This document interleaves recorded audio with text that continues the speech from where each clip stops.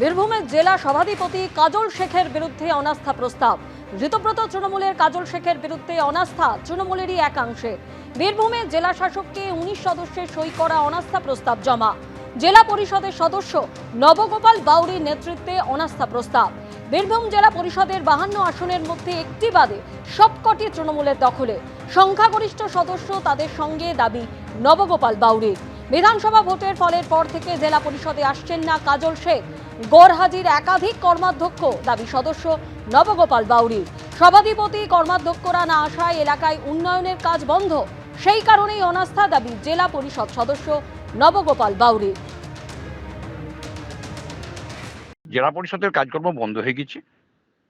নির্বাচনের পর থেকে আর জেলা পরিষদের সভাধিপতি আসে না। প্রচুর টাকা উন্নয়নের প্রচুর ফান্ড পড়ে আছে, যে কারণে সেখানে কোনো কাজ হচ্ছে না। পরিকল্পনার স্থায়ী সমিতির মিটিং হচ্ছে না, যেহেতু হাজির হচ্ছে না, ফলে কোনো কর্মাধ্যক্ষ যায় না। সভাধিপতি না থাকলে অর্থ স্থায়ী সমিতির মিটিং হবে না, যার ফলে সমস্ত জেলা পরিষদের উন্নয়নটা বন্ধ হয়ে গেছে।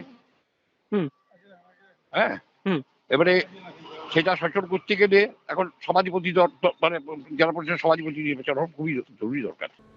বীরভূম জেলার যে জেলা পরিষদ, যে জেলা পরিষদটা কাজল শেখ হজ হাউসে পরিণত করেছিল, সেই কাজল শেখের বিরুদ্ধে আজ অনাস্থার জন্য চিঠি দেওয়া হলো।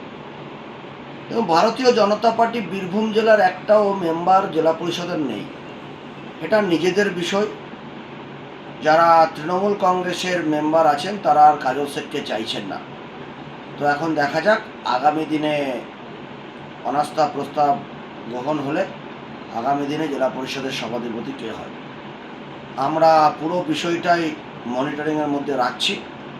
আমরাও দেখব যে জেলা পরিষদের সভাধিপতি কে হচ্ছে।